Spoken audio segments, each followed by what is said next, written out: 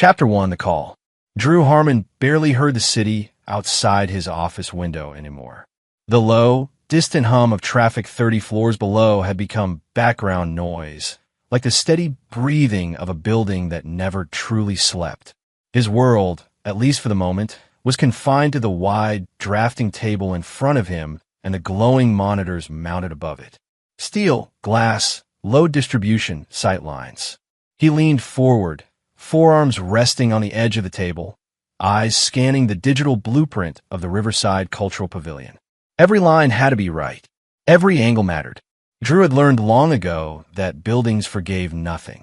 A miscalculation left no room for excuses. Drew, his assistant Marcus, said from the doorway, clipboard tucked under his arm. The zoning board moved the meeting up to Thursday.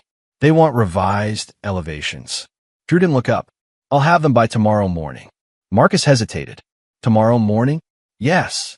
A beat of silence passed before Marcus nodded and backed out. He learned not to argue when Drew spoke like that. Calm, precise, final. Drew straightened, rolling his shoulders, and reached for his coffee. It was cold. He grimaced faintly but drank it anyway, eyes returning to the screen. The pavilion mattered. It wasn't just another project. It was the kind of commission that defined careers, the kind that would outlast him. His phone buzzed once against the wood of the drafting table. He ignored it. Then it buzzed again and again. Drew sighed, irritation prickling beneath his concentration. He glanced down, expecting an email alert or another reminder notification. Instead, he saw Vanessa's name lighting up the screen. He frowned. Vanessa never called him at work. Not like this. If she needed something, she texted. If it was important, she waited until lunch. They had fallen into that rhythm without ever discussing it. Two parallel lives sharing the same house. Careful not to collide. The phone buzzed a fourth time. Drew picked it up. Vanessa, he said, already standing. There was a sharp intake of breath on the other end. Too loud. Too close to the microphone. Drew, her voice cracked. You need to come home. Now. His brow furrowed. What's wrong? I can't. She exhaled shakily, words tumbling over each other. Just come home. Please. You have to come home right now. Drew glanced automatically at the clock on the wall. 2:17 p.m. Vanessa, he said, lowering his voice. Slow down. What happened? Are you hurt? No, I'm fine. Drew, please. Her breathing was uneven, frantic. I need you here. Something cold slid into his stomach. Is Lily okay? He asked. A pause. Too long. She's here, Vanessa said quickly. She's fine. She's just Drew. Please don't ask questions. Just come home. Drew's grip tightened around the phone. He scanned his office without really seeing it. The models on the shelves, the awards on the wall, the clean, controlled order of a space he understood completely. Vanessa, he said carefully, tell me what's going on. I can't, she whispered. I can't talk about it on the phone. Just come home. Now. The word now wasn't a request. It was a plea edged with panic. I'll be there in 20 minutes, Drew said. Please hurry, she said, and then the line went dead. Drew stared at the dark screen for a moment longer than necessary. Vanessa had always been composed. Anxious, yes, she worried about small things, rehearsed conversations in advance, avoided confrontation, but panic like that? Raw, uncontrolled fear? It didn't fit. He grabbed his jacket from the back of his chair and headed for the door. Marcus looked up from his desk as Drew passed. Everything okay? Family emergency, Drew said. Cancel the rest of my meetings. Marcus opened his mouth, then closed it. Got it. The elevator ride down felt longer than usual. Drew watched the numbers descend, his reflection faint in the mirrored walls. He loosened his tie, suddenly aware of how tight it felt around his neck. Vanessa's voice replayed in his head. You need to come home. Now. The parking garage smelled of oil and concrete. Drew got into his car and started the engine, pulling out faster than he normally would. He merged into traffic, fingers tapping once against the steering wheel before stilling. His thoughts drifted, unbidden, to the past few months. The silences at dinner. Vanessa staring at her phone, smiling at messages she didn't explain. The way she'd started going out more, errands that took hours, gym sessions that ran late. And Lily, quieter than usual, guarded. Drew had noticed. Of course he had. He noticed everything. But he told himself it was stress. Teenage moods. Growing distance that came with time. Buildings aged. So did marriages. Traffic thickened near the bridge. Drew leaned forward, jaw tightening as he switched lanes. He didn't like not knowing. Uncertainty was a flaw in a design, a weakness waiting to be exploited. His phone buzzed again on the passenger seat. Vanessa. He answered immediately. I'm on my way. I know, she said, breathless. I needed to hear you. What's happening? He pressed. I can't say, she repeated, almost sobbing now. Just don't be mad when you see it. See what? Silence. Vanessa. I'm sorry, she whispered. I'm so sorry. The call ended. Drew felt his pulse hammer in his ears. He tightened his grip on the wheel, knuckles whitening as he accelerated through a yellow light just before it turned red. Don't be mad when you see it. See what? The house came into view sooner than he expected, its clean lines and sharp angles standing out against the neighboring homes. Drew had designed it himself years ago, every window intentional, every corridor purposeful. And then he saw the police cars. Red and blue lights flashed against the white stone facade, washing the house in violent color. 2 cruisers blocked the driveway. Another sat across the street. Neighbors clustered in small groups, whispering, staring. Drew slowed, heart pounding now, confusion giving way to dread. He pulled over abruptly and got out of the car. Sir, an officer called out as Drew approached. You can't, I live here, Drew said, his voice steady despite the chaos erupting inside him. That's my house. The officer hesitated, then nodded and gestured him forward. Before Drew could take another step, a figure broke away from the crowd. Dad! Lily ran toward him, her face pale, eyes wide and glassy. She slammed into his chest, arms wrapping around him tightly. Lily, Drew said, instinctively holding her. What's going on? She pulled back just enough to look up at him, her hands gripping his jacket like she was afraid he might disappear. Dad, she whispered urgently, her voice trembling, don't go inside. Drew frowned. What do you mean? She shook her head, tears spilling over now. Please, Mom doesn't want you to see. Drew looked past her at the front door of the house he had designed, built, trusted. A chill settled deep in his bones. I have to, he said softly, already stepping around her. And with that unshakable sense of unease tightening in his chest, Drew Harmon moved toward his home, certain, without yet knowing why, that something in his life had irreversibly broken. Chapter 2, The House of Blood. The flashing lights hurt Drew's eyes. Red, blue, red again, strobing across the clean, white stone of his house, turning it into something unfamiliar, something hostile. The home he had designed with such deliberate restraint now looked like a crime scene, because it was one. He stepped past the patrol car, blocking the driveway, barely registering the officer, speaking into a radio. The murmur of voices from the sidewalk rose and fell. Neighbors gathered in loose knots, hands over mouths, eyes bright with curiosity and fear. Dad! Lily broke free from the cluster of people near the curb and ran toward him. She collided with his chest, clutching him as if the ground might give way beneath her feet. Hey, Drew said automatically, arms coming around her. She was shaking, not crying yet, just trembling like her body hadn't decided what to do with the shock. Lily, what happened? She pulled back just enough to look at him. Her face was pale, freckles standing out sharply against skin drained of color. Her eyes were red, unfocused. Don't go inside, she said quickly, her words tumbling over one another. Please, Dad, just don't. Drew frowned, confusion hardening into something colder. Why wouldn't I go inside? She shook her head, tears finally spilling over. Mom doesn't want you to see. She told me. She said you shouldn't. Lily, Drew said, gripping her shoulders gently but firmly. I need you to tell me what's going on. She swallowed hard, glanced toward the front door, then back at him. There's blood, she whispered. There's so much blood. Drew felt his chest tighten. An officer approached, a middle-aged man with tired eyes and a notepad tucked under his arm. Sir, are you Drew Harmon? Yes, Drew said without looking away from Lily. I'm Officer Ramirez. We just need you to— I'm going inside. Drew interrupted. The officer hesitated. Sir, the scene is still. It's my house, Drew said, his voice low but immovable. And my wife is inside. Another officer appeared near the doorway, exchanging a look with Ramirez. After a brief pause, Ramirez nodded. All right, but stay with me. Drew gently moved Lily aside. Stay here, he told her. I'll be right back. No, she said, clutching his arm. Dad, please, I need to see, he said softly. He stepped past her before she could argue again. The front door was open. That alone felt wrong. Vanessa was meticulous about locking up, always checking twice, sometimes 3 times.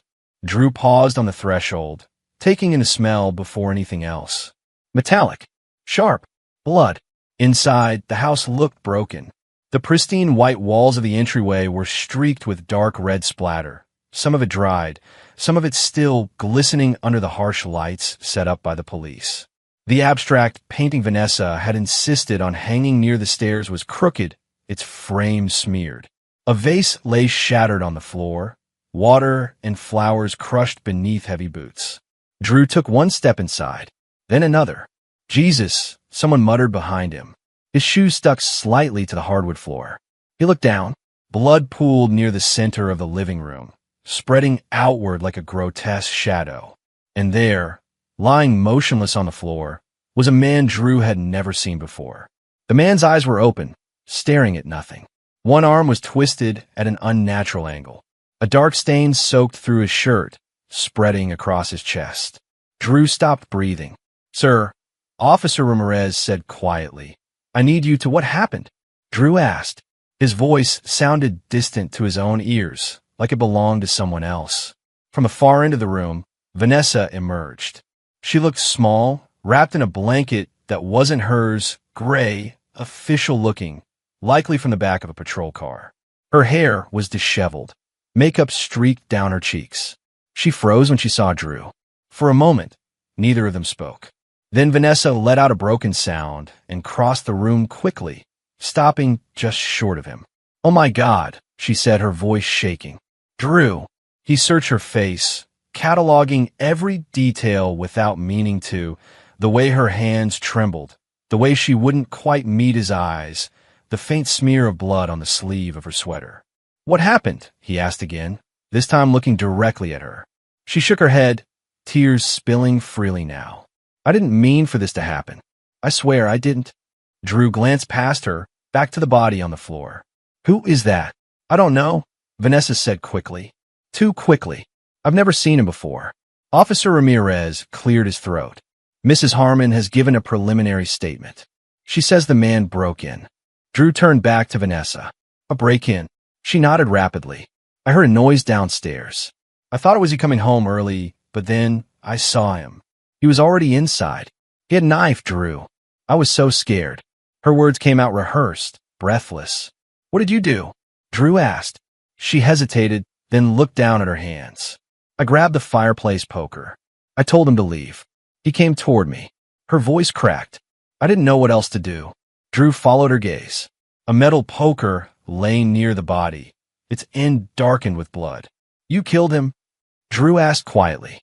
Vanessa flinched at the word. I defended myself, she said. I didn't have a choice. The room felt suddenly smaller, the walls closing in despite the open floor plan Drew had once been so proud of. He looked again at the splatter patterns on the walls, the overturned furniture, the stillness of the man on the floor. This was his house, his design, his space, and now it was soaked in blood. Officer Ramirez stepped closer. Sir, I know this is a shock. We'll need to ask you a few questions later, but right now, Drew raised a hand slightly, cutting him off without looking away from Vanessa. You're saying he broke in, Drew said slowly, and you killed him in self-defense. Vanessa nodded, her lips pressed together as if holding herself together took all her strength. Yes, she whispered. That's what happened. Drew stood there, surrounded by flashing lights and strangers in blood, staring at the woman he had built a life with, his home forever changed, his certainty fractured, as her words hung in the air. Vanessa claims she killed an intruder in self-defense. Chapter 3. A clean verdict. The house no longer felt like his. By the time dawn broke, Drew had lost track of how many people had walked through it. Uniforms, plainclothes officers, forensic techs in blue gloves and shoe covers. The lights were brighter than usual, harsher, illuminating every corner without mercy. His living room had been stripped of warmth and reduced to evidence. Drew sat at the long dining table, hands folded, answering questions in a steady voice. Officer Ramirez remained nearby, occasionally glancing at a tablet, while another detective, tall, graying, with a voice that carried authority without effort, took notes. "Mr. Harmon," the detective said, "how long were you at work yesterday?" "Until my wife called," Drew replied. "A little after 2. Did you notice anything unusual before you left? Any threats? Any strange calls? Anyone following you?" "No," the detective nodded, jotting something down. "And you never met the deceased before today?" Drew shook his head. "Never." Across the room, Vanessa sat on the couch, wrapped again in that same gray blanket. She had been given tea she hadn't touched. Her posture was composed now, shoulders squared, breathing even. Every so often, she dabbed at her eyes, but the sobbing had stopped hours ago. Too clean, Drew thought. An officer approached the detective and murmured something under his breath. The detective listened, nodded once, then turned back to Drew. "We've identified the man," he said. "Name's Quentin Doyle."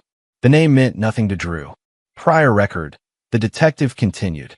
Assault, armed robbery, possession. Did time. Recently released. Drew glanced toward the body bag being zipped near the doorway. "So he was a criminal." "Yes," the detective said. "Based on everything we've gathered so far, it appears he broke into your home and confronted your wife." Vanessa looked up sharply at that, eyes wide again, playing the role. "She was alone," the detective added. "She defended herself." The words landed softly, deliberately. "Self-defense," Drew repeated. "That's correct," the detective said. "From what we can tell, Mrs. Harmon acted reasonably under the circumstances." An hour later, the official phrasing changed. Justifiable homicide. Drew stood near the kitchen island as Officer Ramirez explained it, his tone almost reassuring. "Mr. Harmon, I know this has been overwhelming, but based on the evidence, your wife isn't facing charges. The intruder had a history, and there are no indications of wrongdoing on her part." Vanessa let out a shaky breath, as if she'd been holding it for hours. Drew nodded slowly. "So that's it, for the most part," Ramirez said. "There'll be paperwork, follow-ups, but this won't go any further." Another officer clapped Drew lightly on the shoulder. "She did what she had to do," he said. "Not everyone has that kind of courage." Courage. Drew watched Vanessa's reaction. She didn't flinch at the praise. She didn't recoil from the word killed. Instead, she lowered her gaze modestly, lips pressed together, as if accepting an award she hadn't asked for. That was the first flaw. The house began to empty as the morning wore on. Evidence bags were sealed. Photos were taken one last time. The body was removed. With each departure, the space felt less chaotic and more exposed. Drew walked through the living room slowly once the officers stepped outside to confer. He moved like he was surveying a construction site, eyes scanning, mind assembling. There was no broken lock.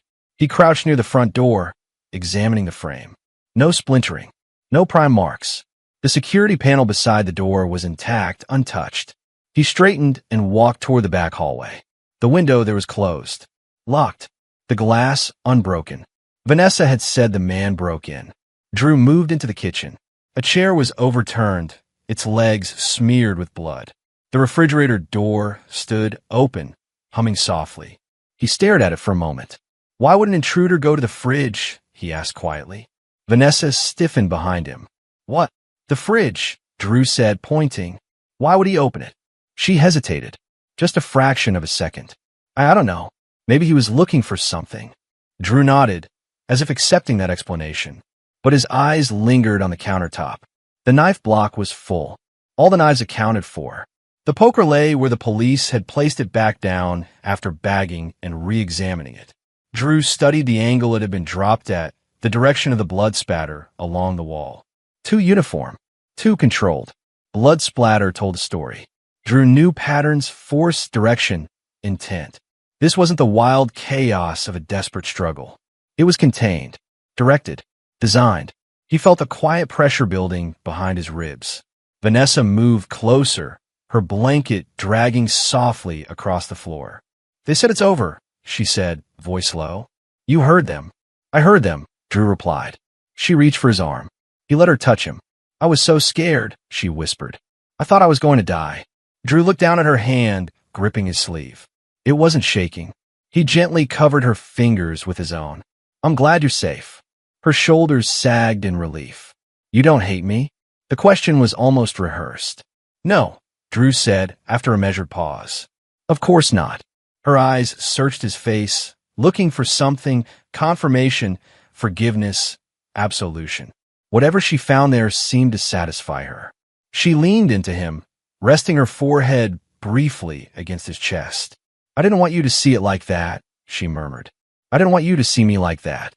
Drew stared over her shoulder at the wall, where the blood had been wiped but not erased.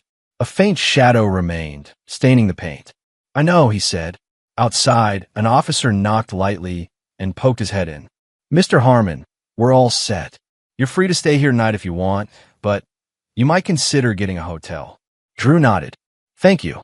When the door finally closed behind the last uniform, the house fell silent. Vanessa exhaled deeply, as if the weight of the night had finally lifted. She sank onto the couch, pulling the blanket tighter around herself. "It's over," she said. Drew remained standing, eyes drifting once more over the room, over the intact locks, the stage disorder, the careful way fear had been presented and then withdrawn. The police had reached their conclusion quickly, too quickly, and as Drew Harmon stood in the home he had designed line by line, surrounded by answers that fit too neatly together, he understood one thing with absolute clarity. The verdict was clean, but the design was flawed. Chapter 4, The First Crack. The house was too quiet. Drew noticed it as soon as night settled in, not the peaceful quiet of a sleeping home, but the brittle kind where every sound felt amplified. The hum of the refrigerator, the distant bark of a dog down the street, the soft tick of the wall clock he'd installed himself years ago, chosen for its clean design and near-silent movement. Near-silent was no longer silent enough. Vanessa lay on the couch, still wrapped in the blanket, her head turned toward the television without really watching it. The volume was low, some late-night news program cycling through stories Drew didn't register. Lily had gone to a neighbor's house for the night at the insistence of the police and Vanessa. "She shouldn't be here," Vanessa had said quickly. "Not tonight." Drew hadn't argued. Now he stood at the kitchen sink, rinsing a mug he hadn't used, watching the water spiral down the drain. His reflection stared back at him from the darkened window, older than he remembered, sharper around the eyes. "Drew," Vanessa said softly. He turned. "Yes." "Can you sit with me?" she asked. "I don't want to be alone." He crossed the room and sat in the armchair opposite her, leaving the coffee table between them. The distance felt deliberate, even if neither of them acknowledged it. Vanessa pulled the blanket tighter around herself. The police said it might help to talk about normal things. To try to rest. "Rest," Drew repeated. She nodded. "I don't think I can sleep." "You should try," he said evenly.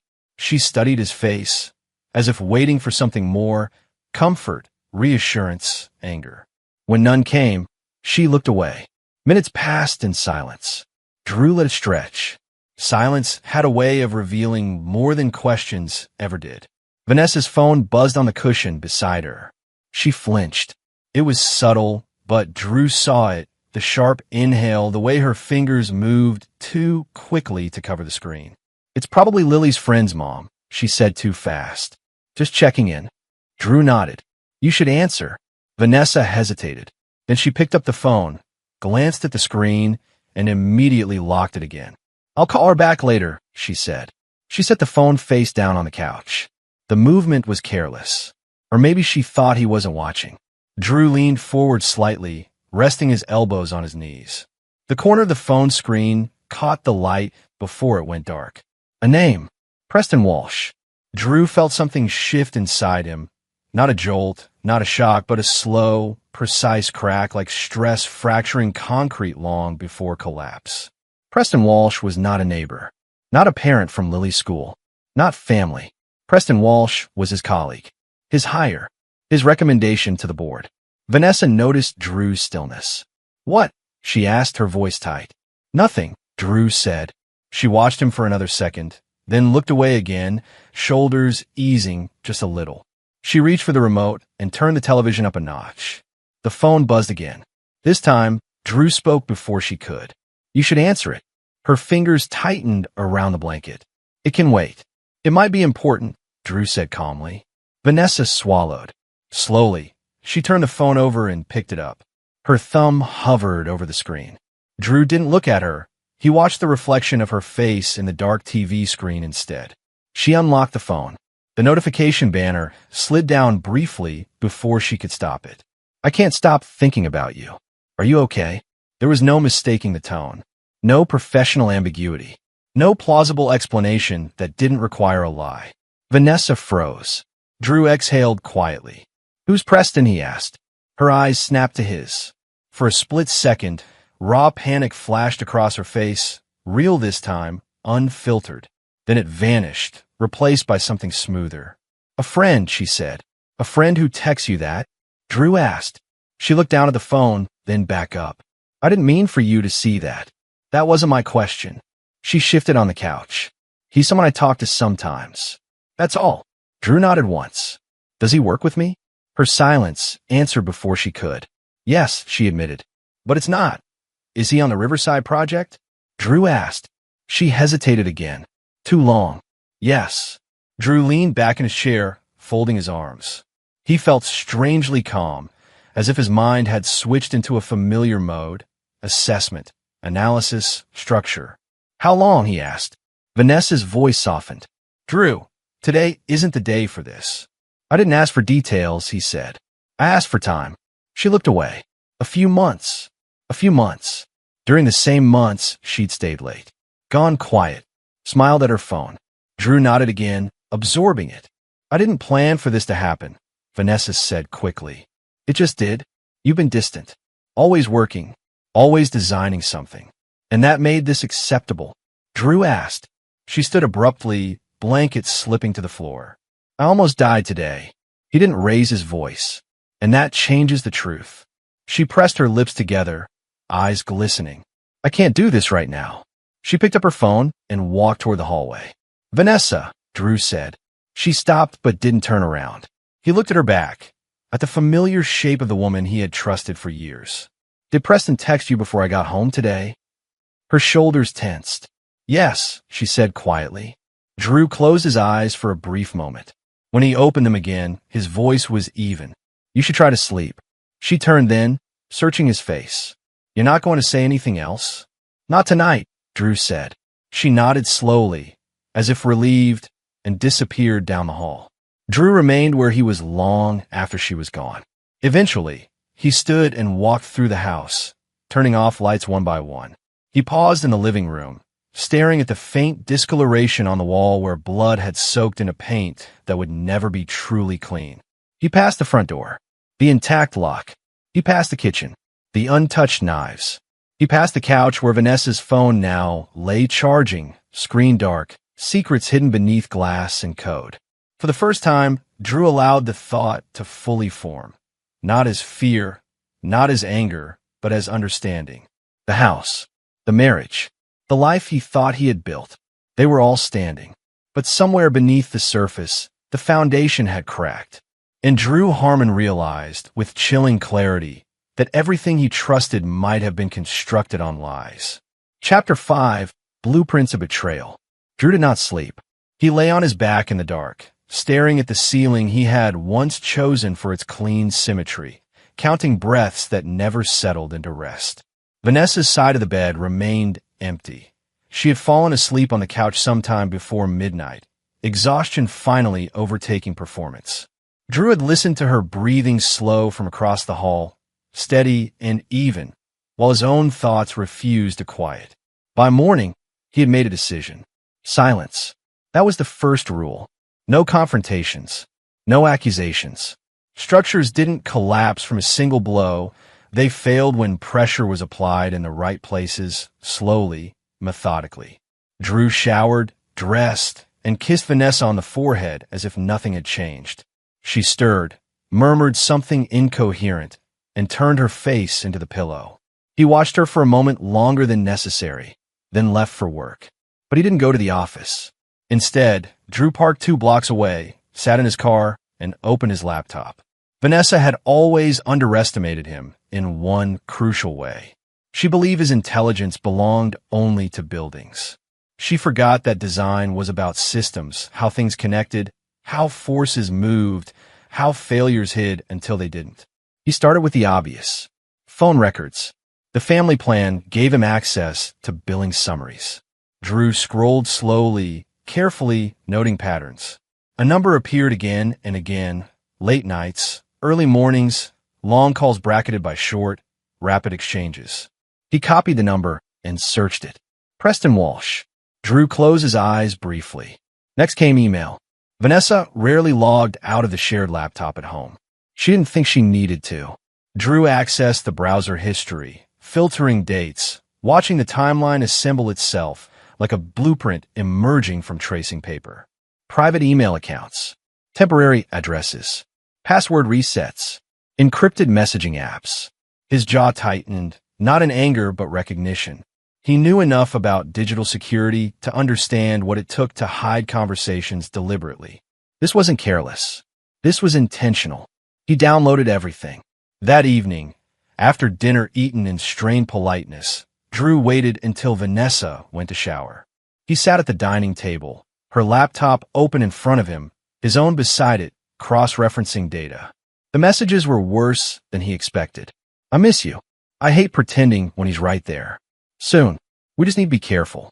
There were photos too. Not explicit, but intimate, familiar angles, private smiles. A hand on a thigh. A reflection in a mirror Drew recognized from a hotel near Preston's office. Drew felt something cold settle behind his sternum. He didn't stop. He followed the trail where it led next. Finances. Vanessa handled household expenses.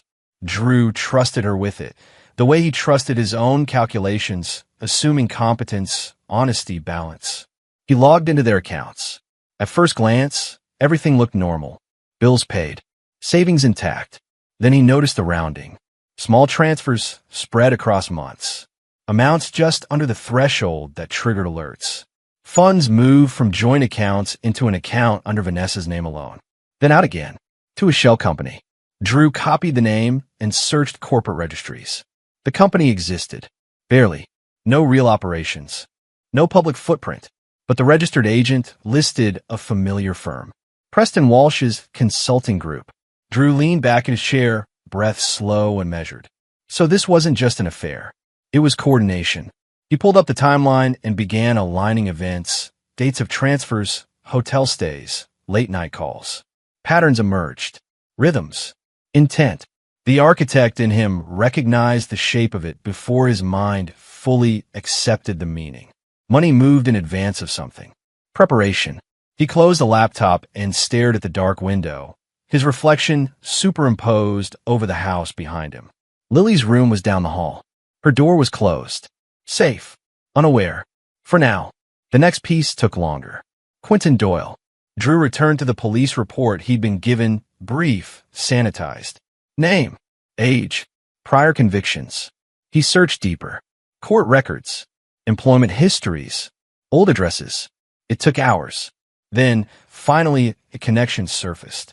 A construction subcontractor Preston had once hired for a short-term redevelopment project in another state. The name was buried in an old invoice, misspelled slightly, paid through an intermediary. Quentin Doyle.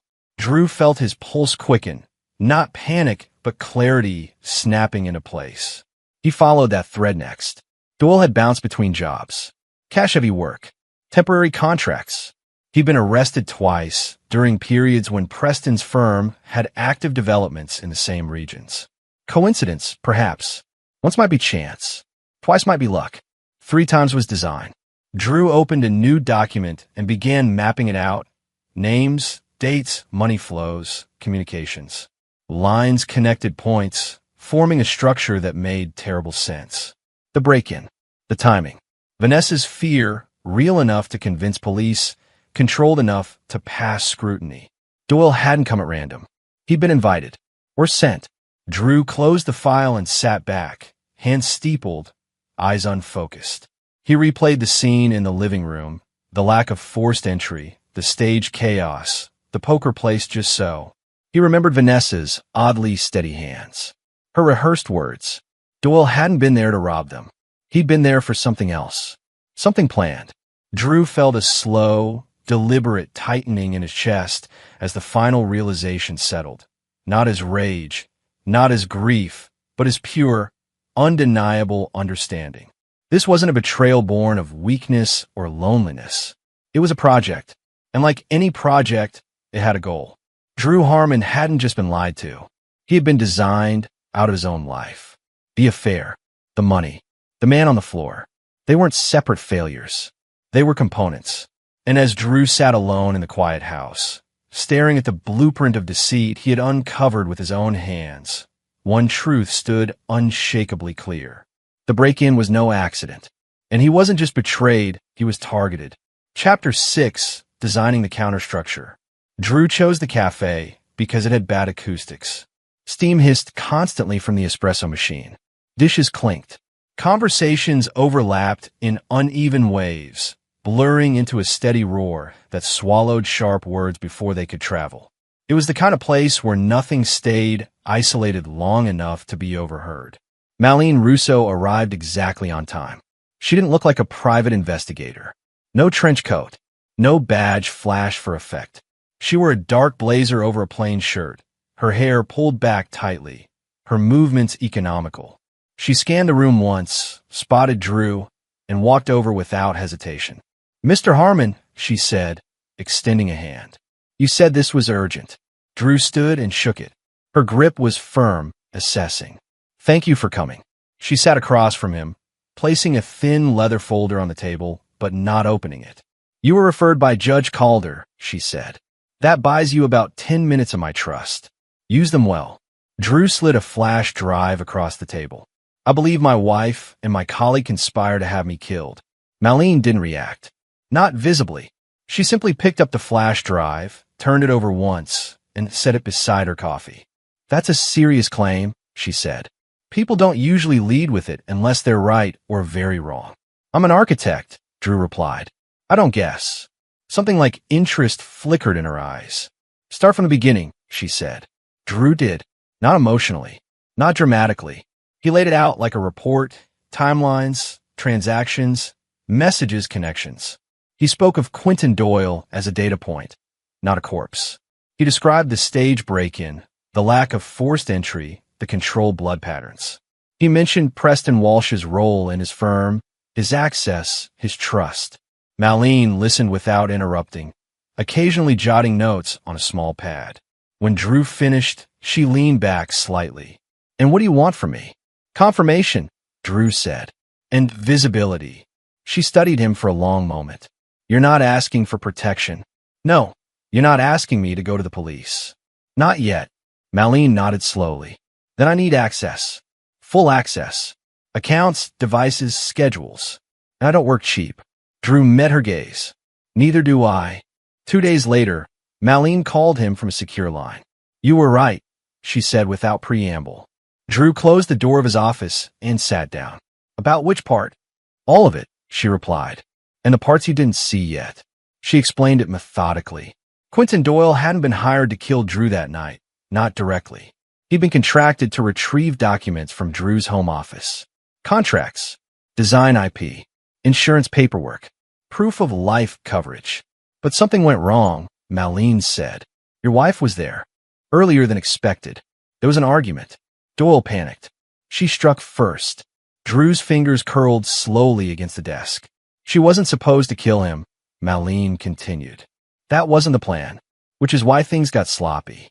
He was a means, not the end." Drew exhaled once. And now, Malene said, "They're adapting." She sent files to a secure email. Drew opened them one by one. Encrypted chats between Vanessa and Preston. New names. New numbers.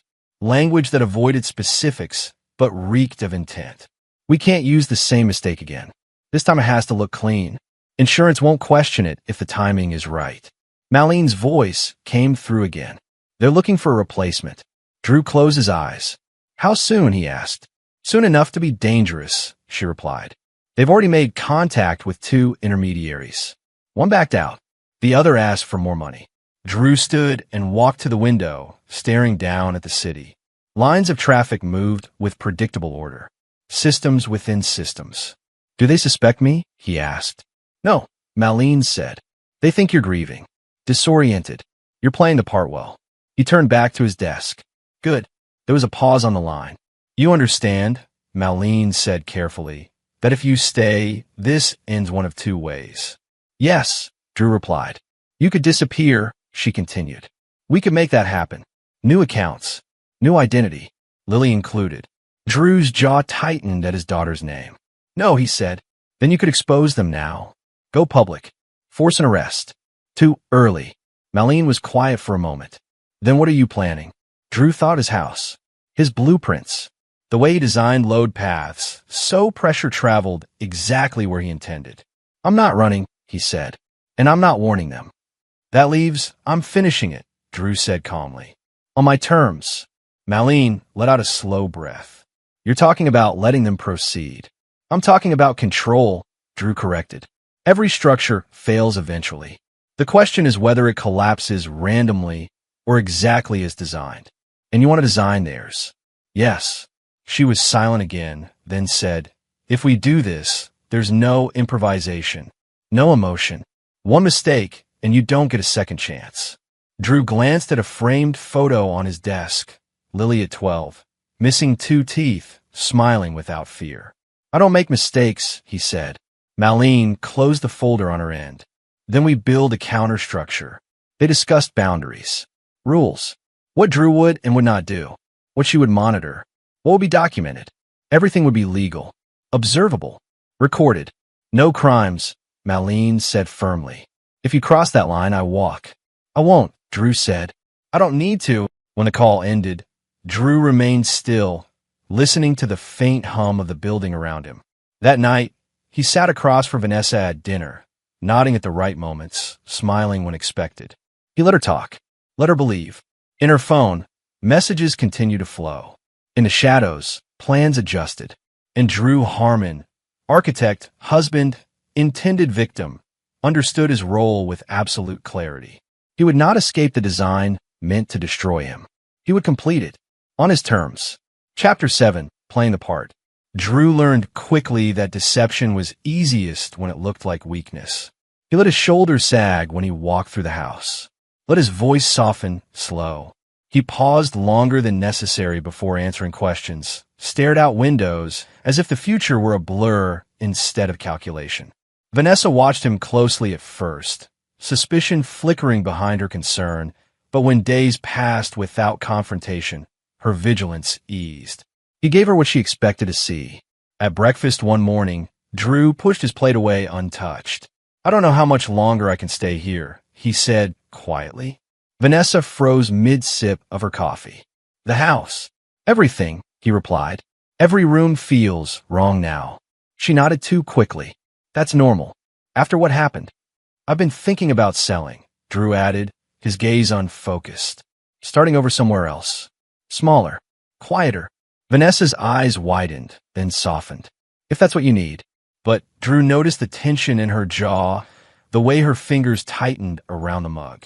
The house wasn't just a home, it was an asset, a stage, a variable she hadn't planned to lose so soon. Later that week, Drew mentioned the insurance.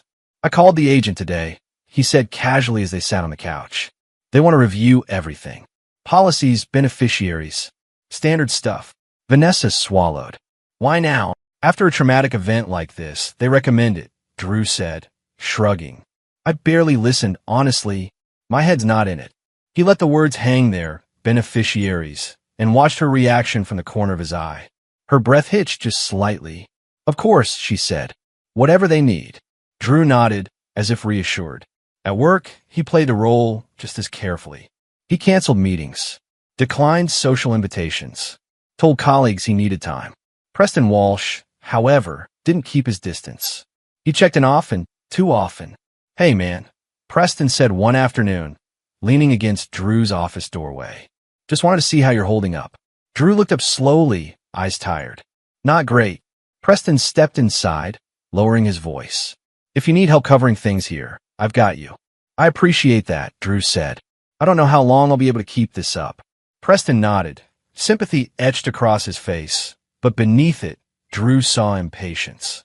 Restlessness, the mask slipping. That night, Vanessa paced the bedroom while Drew sat on the edge of the bed, elbows on his knees. "You've been so distant," she said. "I'm worried about you." He ran a hand through his hair. "I'm exhausted, Vanessa. I can't sleep. I can't think. Sometimes I feel like I'm just floating." She sat beside him, placing a hand on his arm. "Maybe you should take a break. Travel. Clear your head." "Maybe," Drew said. "But with Lily, the house, the work, it all feels like too much." Vanessa leaned in, her voice low and careful. "We'll figure it out." He nodded, though his eyes stayed on the floor. Behind the scenes, Drew was anything but adrift. He met Malene Russo twice that week, always in different places. She updated him in clipped, precise language. Vanessa's messages were growing more urgent. Preston's tone had shifted, less romantic, more operational. "They're feeling the pressure," Malene said. "You're destabilizing their timeline." "Good," Drew replied. He made other calls too.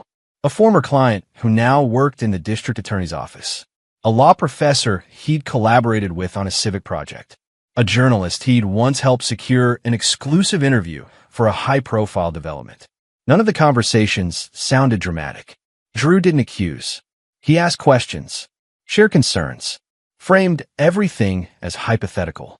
"What happens," he asked one contact, "when a justifiable homicide turns out to have complications?" "What kind of complications?" came the cautious reply. "Financial, procedural, patterns that only emerge with time." The answer was always the same. "Keep records. Be patient." Drew smiled to himself. At dinner one evening, Vanessa's phone buzzed repeatedly. She tried to ignore it, but Drew noticed the tension creeping back in her posture. "You don't have to stay with me all night," he said gently. "If you need air, go meet a friend." She hesitated. "Are you sure?" He nodded. "I'm fine. Just tired." She left within minutes. Drew watched her car pull out of the driveway, then calmly opened his laptop. Across town, Preston grew bolder. He started calling Drew directly instead of texting. Started suggesting shortcuts at work, pushing deadlines, proposing riskier design changes. "We can't afford delays," Preston said sharply during one meeting. "Not with the board watching." Drew rubbed his temples. "I trust your judgment." Preston blinked. "You do?" "Yes," Drew said. "I don't have the energy to micromanage anymore." The relief on Preston's face was immediate and dangerous. By the end of the month, the atmosphere in the house had shifted. Vanessa watched Drew with a new kind of fear, one born not of suspicion, but of uncertainty. He wasn't angry. He wasn't confrontational. He was slipping away. And Preston, sensing opportunity, began to rush. Drew saw it all, cataloged every glance, every pause, every misstep. He was laying the groundwork carefully, reinforcing where needed, weakening where planned, aligning forces, distributing weight. Like any architect preparing a foundation, Drew Harmon made sure that when the time came, everything would fall exactly where it was meant to. Chapter 8, The Cabin. Drew learned about the cabin on a Wednesday afternoon, from a message that was never meant for him. He was sitting alone in his office, the blinds half closed against the late sun, when Malene Russo's name appeared on his secure phone. She didn't waste time on greetings. "They've set the location," she said. "Remote. Mountain property. Rented under a shell name." Drew leaned back in his chair. "Where?" She gave him the coordinates, then added, "It's a cabin. Isolated. No close neighbors. Spotty cell reception." Drew closed his eyes for a moment. He could already see it. Rough timber, narrow road, the kind of place marketed as peaceful and forgotten. Perfect for stories that didn't need witnesses. "And the purpose?" he asked. Malene exhaled softly. "They're finalizing it. Timeline. Method. Cleanup." "My suicide," Drew said. Yes. He didn't flinch. He had passed that moment weeks ago. How? He asked instead. Still discussing details, Malene replied. But the language is clear. It's meant to look voluntary. Depression. Stress. A man who couldn't recover. Drew pictured Vanessa's face when she spoke of his exhaustion. How easily the story had taken shape in her mouth. He nodded once. When? He asked. 2 days from now. Drew stood and walked to the window, staring out at the city below. Cars moved like ants along rigid paths, every one of them following rules whether the drivers realized it or not. Good, he said. Malene paused. You're certain? Yes. That night, Drew played his part flawlessly. He came home late, shoulders slumped, tie loosened. Vanessa looked up from the kitchen table, concern etched carefully across her face. You look terrible, she said. He offered a tired smile. Feel worse. She stood and crossed the room, touching his arm. You shouldn't push yourself like this. I don't know how not to, Drew said. Everything feels heavy. Her eyes searched his, looking for cracks. Drew gave her exactly what she wanted to see, weariness without suspicion. You should get away for a few days, Vanessa said gently. Clear your head. Maybe, Drew replied. I just don't know where I'd even go. She hesitated, then said, somewhere quiet, somewhere no one knows you. Drew nodded slowly, as if the idea frightened him. Maybe, he repeated. The next morning, Malene met him at a nondescript office building on the edge of town. No signage, no identifying marks. Inside, 2 men and a woman waited, plain clothes, serious expressions. Mr. Harmon, one of them said, extending a hand. Detective Alvarez, we've been briefed. Drew shook his hand. Thank you for doing this. Alvarez gestured to a table covered in maps and equipment. The cabin is off-grid, but not off our reach. We'll install audio and video. Discreet. No visible cameras. And jurisdiction? Drew asked. Covered, the woman said. Once they start discussing intent, it becomes actionable. Drew studied the map. The cabin sat at the end of a winding dirt road, surrounded by dense forest. Will they suspect anything? He asked. No, Malene said. They believe you're unraveling, that you won't interfere. Drew nodded. I won't. Over the next 48 hours, he watched Vanessa and Preston move like people convinced time was finally on their side. Vanessa packed a small bag, claiming she needed space to think. Preston called Drew twice, both times feigning concern. You holding up? Preston asked during the second call. Barely, Drew admitted. I feel like I'm disappearing. Preston's voice softened. Sometimes that's the only way to survive. Drew almost smiled. The day of the meeting, rain fell lightly over the mountains, mist curling through the trees like smoke. The cabin sat quiet and unassuming, its porch slick with damp leaves. Inside, the surveillance equipment was already in place. Microphones hidden in light fixtures, cameras embedded behind vents and smoke detectors. Nothing visible, nothing obvious. Drew stood just outside the tree line, watching from a distance as Malene checked her watch. They're on schedule, she said. He nodded. I won't be nearby. She looked at him sharply. You don't need to see this. I know, Drew replied. That's the point. They shook hands once, brief, professional. Once they speak, Malene said, it's over. Drew turned away without another word. He drove back down a mountain, every mile creating distance not just from the cabin, but from the man he had once been. When he reached the city, he parked in a quiet garage and sat in his car, engine off, hands resting loosely on the steering wheel. He imagined them inside the cabin now. Vanessa pacing, Preston speaking too quickly, the hired man listening, calculating, words forming that could never be taken back. Plans layered on lies, layered on greed. Drew did nothing. He didn't call. He didn't text. He didn't warn. He allowed them space. Allowed gravity to do its work. Because Drew Harmon understood something they never had. Structures don't need to be attacked to fail. If they're flawed at the core, all you have to do is let the weight settle. And so he waited, calm and deliberate, as the design meant to erase him finally turned inward, collapsing under its own weight. Chapter 9, The Reveal. The cabin smelled of pine and damp earth, but inside, tension hung heavier than any fragrance could mask. Vanessa paced near the small stone fireplace, her heels clicking against the wooden floor. Preston leaned against the table, arms crossed, a map of Drew's property and a notebook open before him. Between them sat a man whose face Drew didn't know, a hitman hired under a pseudonym, his eyes darting, fingers twitching near the concealed weapon at his side. "We need to finalize tonight," Preston said, voice low but urgent. "Everything has to be timed. Insurance, alibis, the statement. If we misstep, even by a little," he didn't finish the sentence. His meaning was clear. Vanessa nodded rapidly. I know. I thought about the sequence all night. Drew's schedule, his travel patterns, everything." Her fingers nervously twisted a strand of hair. "It has to look natural, convincing." The hitman shifted, glancing between them. "I'm ready. You give me the window, I do the job. No mistakes." His voice was calm but cold, practiced in precision. "Not yet," Preston said. "We wait for the right moment. Timing is everything. If he leaves town first," his eyes flicked to the small window, catching the wan light outside. "Then it's a clean cut." Vanessa's phone buzzed on the table. She glanced at it and stiffened, frowning. "It's just checking in. Nothing important." She set it down too fast, and in that motion, a small camera hidden behind the clock caught the movement. "Focus," Preston snapped. "Drew's out of reach for now. Let's go over the insurance again. Beneficiaries, payouts, timing. We can't afford a glitch." They spoke quickly, words clipping together, outlining steps Drew had been forced to imagine but never expected to witness.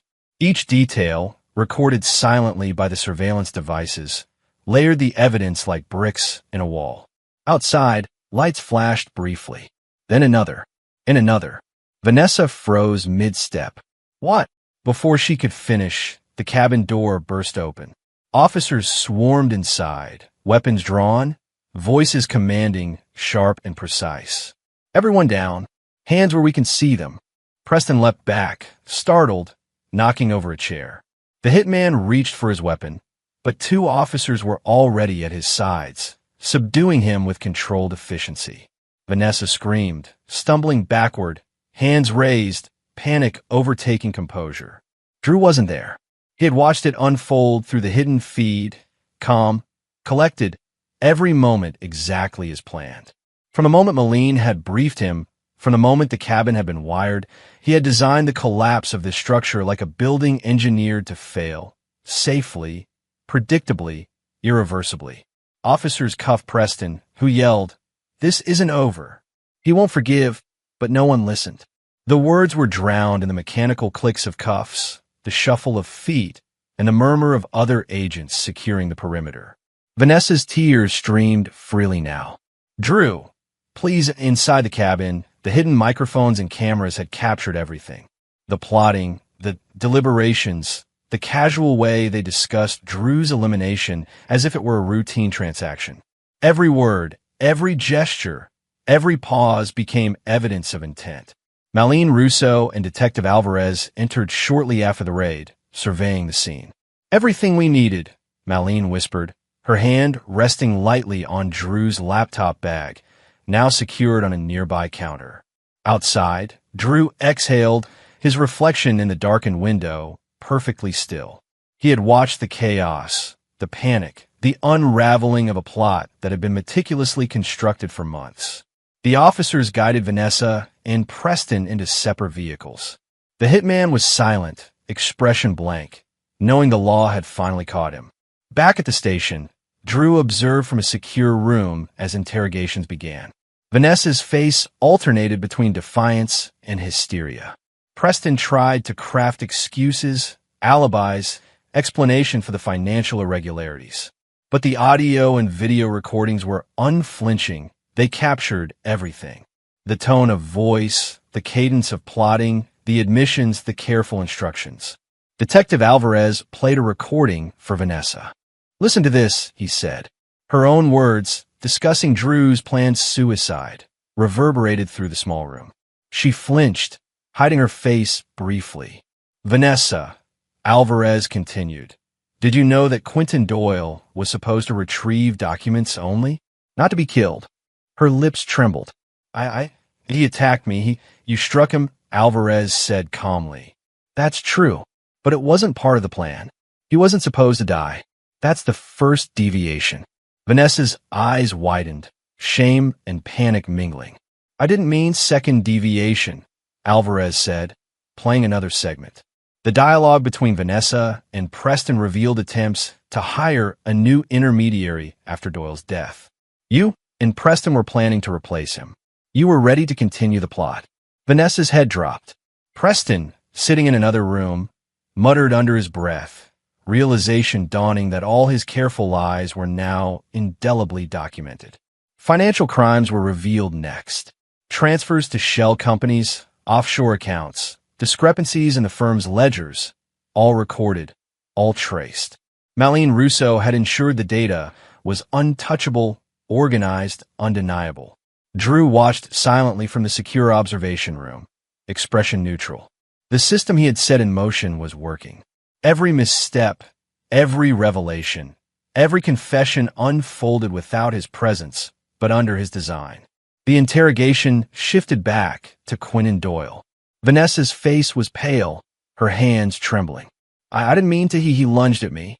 I thought I was defending myself. Detective Alvarez nodded. We understand, but you did kill him. And that, combined with the subsequent plotting, is now on record. Vanessa's lips quivered. I didn't know. You acted, Alvarez continued.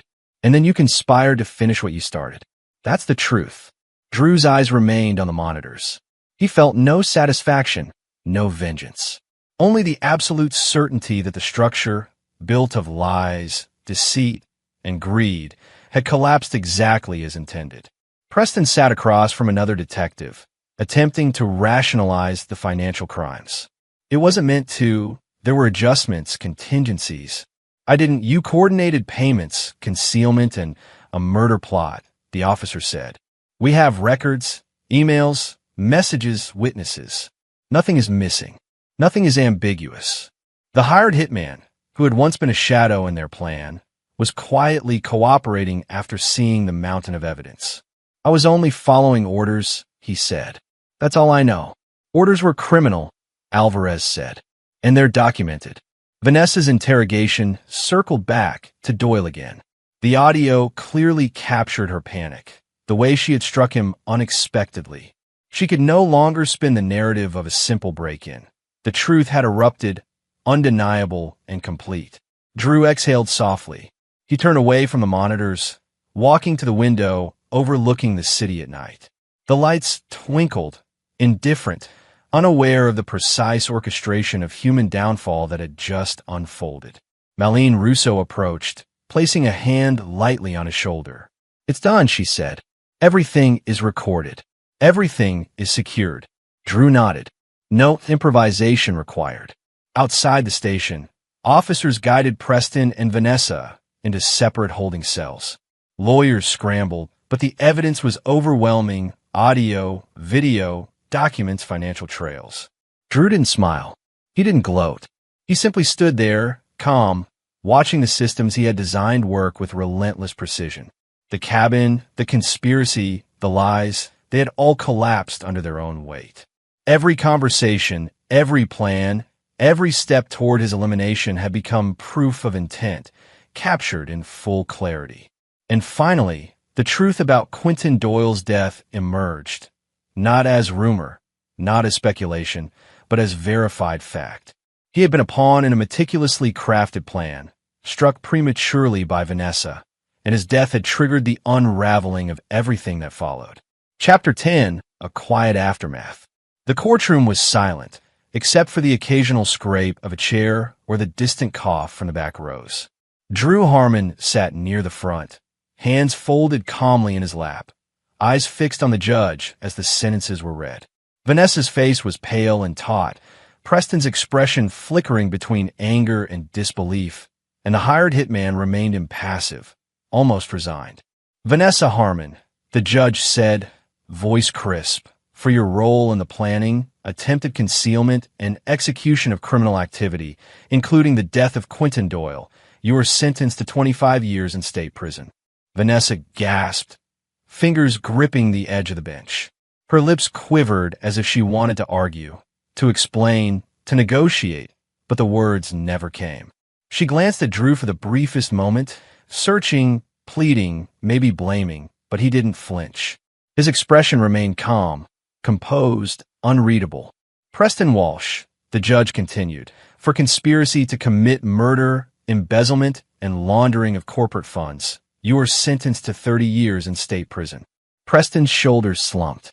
For the first time, his carefully cultivated composure faltered. He looked around the courtroom, as if expecting someone to step in and reverse the verdict. But no one did. And the hired associate, the judge said, for aiding and abetting the criminal plot, you are sentenced to 15 years. The gavel struck. The room jolted with finality. Officers moved quickly, guiding the three to the back of the courtroom. Flashbulbs popped as reporters photographed the scene, capturing the faces of those responsible and the silent figure of Drew Harmon, who had been their target and yet had become untouchable. Outside the courthouse, the air was crisp with early spring. Journalists shouted questions, flashing cameras, but Drew walked calmly, unhurried. He avoided the cluster of reporters, focusing only on the car waiting at the curb. Mr. Harmon, one shouted, "Do you feel vindicated?" Drew didn't respond. He did not need to. Vindication, he realized, was irrelevant. Justice had been served, but his satisfaction did not require applause or recognition. Inside the car, Lily waited. She had grown taller over the months, her features softening as she regained a sense of safety. She reached for his hand as he sat beside her. "Dad," she said softly, "it's really over." Drew squeezed her hand, nodding. "Yes, Lily, it's over." Her eyes brimmed with tears, but this time, they were not the fear-induced tremors of a terrified child. They were relief, a release of tension that had built for months. When they returned home, Drew walked through the familiar rooms with a quiet attentiveness. The house bore marks of the past, faint discolorations, traces of chaos, but it was his to reclaim. He opened the windows, letting the spring air fill the space, carrying away stale shadows and heavy memories. "Do you want to help me plant flowers in the garden?" he asked Lily, picking up a pair of gardening gloves. She nodded eagerly. "Yes, Dad." They worked together for hours, turning soil, planting seeds, and laughing over small mistakes, dirt on hands, toppled pots, crooked rows. Drew watched Lily carefully, noting how each smile, each tentative movement, reflected a new chapter in her healing. In the evenings, Drew returned to his architectural studio, not as a man rebuilding his career from nothing, but as one refining it with renewed focus. He poured himself into new projects, designs that reflected both precision and patience, each blueprint a testament to discipline, foresight, and control. A colleague stopped by one evening, curious. "You seem different, Drew. Calmer, more deliberate." Drew smiled faintly. "I've learned that systems, whether in buildings or in life, only function when their foundations are sound. I've spent a long time reinforcing mine." He didn't speak of the months of betrayal, the conspiracies, the surveillance, or the collapse he had orchestrated. Those remained his alone, quiet victories etched into his mind. His revenge had been silent, lawful, and absolute. Lily's room became a sanctuary, her laughter returning to echo along the hallways. Drew encouraged her to express herself, to reclaim the childhood stolen by fear and uncertainty. He attended her school events, her art shows, her small victories in life, offering presents without pressure. One evening, after tucking Lily into bed, Drew lingered in her doorway. She looked up at him, sleepy eyes shining. "Dad," she whispered, "can we just be normal now?" He smiled, brushing a strand of hair from her forehead. "Yes, Lily, we can be normal." He left the room, closing the door gently behind him, and walked to the living room. The house was quiet, save for the faint hum of the refrigerator. Drew stood by the window, staring out at the city lights below. The chaos, the threats, the plots, they were all behind him now. There was no celebration, no triumphal speeches, no public declarations of victory. Drew Harmon did not need them. He had designed consequences as precisely as he designed buildings. Every misstep, Every flaw in the plans of those who sought to destroy him had been accounted for. His life was intact. His daughter was safe. The law had done its work, and his enemies were incapacitated. He poured himself a glass of water and stood by the desk where he kept his architectural plans. He looked down at them, new projects, fresh designs, unblemished by external interference. Each line, each measurement, represented control, foresight, and patience. Drew Harmon's revenge had not been loud. It had not been visible. It had not been immediate. It had been perfect, quiet, calculated, and complete. He did not feel joy, nor did he feel vengeance. He felt certainty. Months passed, the seasons changing from spring into summer. Lily flourished. Drew's reputation as an architect grew stronger, bolstered by new projects and a renewed sense of purpose. He watched her navigate the world cautiously, carefully, but with increasing confidence. One evening, as the sun dipped below the horizon, Drew stood on the balcony of his home, a gentle breeze brushing his face. The city stretched out below him, vibrant, unaware of the careful orchestration of justice that had unfolded. He thought of the past months, the betrayals, the threats, the precise collapse of a dangerous plan. And he thought of the future, of Lily, of the life they would continue to build together. No words were necessary. Drew Harmon had survived. He had endured, and he had ensured that justice was served, not with fury, not with rash action, but with absolute precision. In the quiet of the evening, he turned back inside. Lily was asleep. The house was safe. The plans on his desk waited, each a promise of structure, of order, of a future built carefully, deliberately. Drew Harmon was a man who designed consequences as precisely as buildings, and whose revenge, measured and silent, had been flawless, lawful, and absolute.